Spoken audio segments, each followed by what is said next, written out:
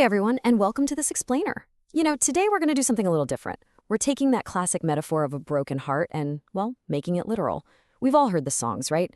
We've read the poems, but today we're diving straight into the undeniable physiological and psychological science behind the actual pain of a breakup.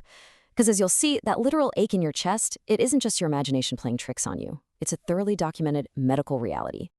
So, let's start here. Why does a broken heart actually physically hurt, like really ache? To understand this, we've got to look past the romance and dive into the hard medical and psychological realities of relationship dissolution. We really need to look at exactly how unrequited love, or the sudden loss of a romantic partner, literally hijacks our bodies and our minds. Okay, so it turns out that what we just casually toss around as love sickness, it's actually a very real, fully documented condition, and it produces genuine psychological and physical symptoms. It fundamentally alters key neurochemicals in your brain. We're talking serotonin, dopamine, and the stress hormone cortisol. So yeah, it's not just emotional drama. It is a massive neurobiological shift. Section 1. The anatomy of a heartbreak. Right, so look at the left side here. Early-stage romantic love. Modern research reveals that this activates the exact same brain systems as what you see on the right, chemical addiction. It involves the same patterns of craving, euphoria, and dependence. What does this mean for us? It means that when a relationship ends, the heartbreak you're feeling triggers a genuine physical withdrawal process. It's incredibly similar to withdrawing from an addictive substance. Wild, right? Section 2, broken heart syndrome is real. And when we say real, we mean medically real. The American Heart Association formally recognizes a condition known as broken heart syndrome, or Takotsubo cardiomyopathy. Now, this perfectly mimics a massive heart attack, complete with intense chest pain, shortness of breath, abnormal EKGs, the whole shebang. But here's the major difference. An angiogram will show absolutely no blocked arteries. Instead, the lower left heart chamber, the left ventricle, temporarily balloons out and just stops pumping effectively, while the rest of the heart has to work overtime to compensate. Now, what's truly fascinating here is the trigger itself.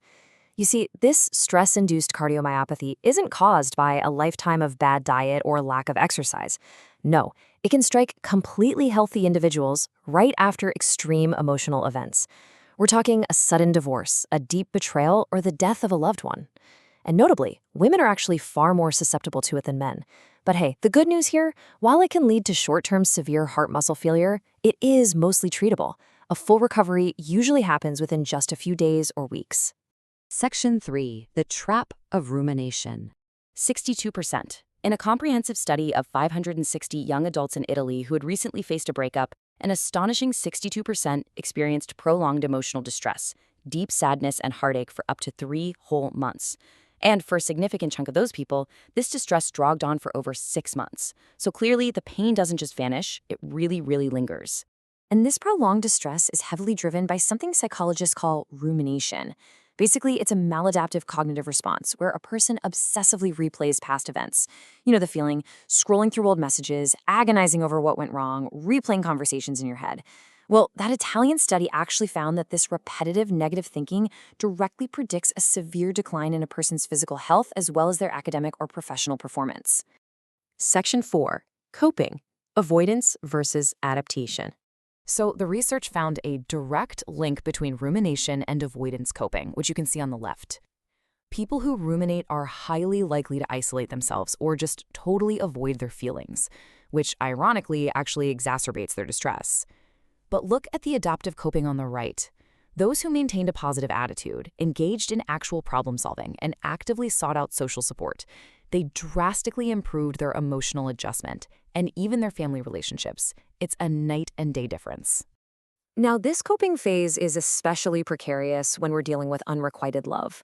Think about it. When you give 100% to someone and get absolutely nothing back, the psychological impact is severe. Experts note that this causes immense frustration and honestly, it can make a person feel entirely unworthy of love. It puts you in this awful rut where you struggle to even know how to build a healthy relationship moving forward. This psychological insight from Dr. Kathleen Kelly hits the nail on the head. She warns us of the longitudinal damage caused when we let a broken relationship destroy our self-worth. She says, when we're feeling rejected, we start to pick away at ourselves. We magnify our insecurities, and that can completely ruin our chances for happiness in future relationships. if we let it, of course. Section 5, healing your broken heart. Okay, so how do we fix it? Well, recovery requires treating this exactly like the addiction withdrawal it chemically is. Step 1.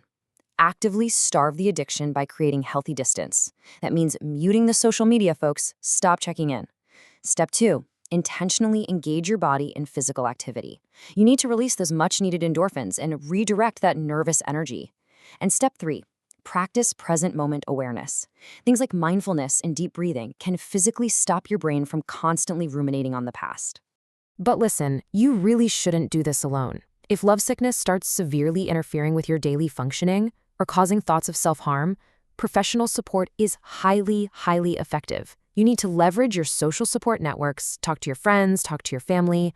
Plus, engaging in cognitive behavioral therapy, or CBT, can absolutely help reframe that catastrophic thinking. And today, utilizing telehealth gives you incredibly convenient access to licensed clinical social workers who can provide the exact perspective you need to finally break the cycle.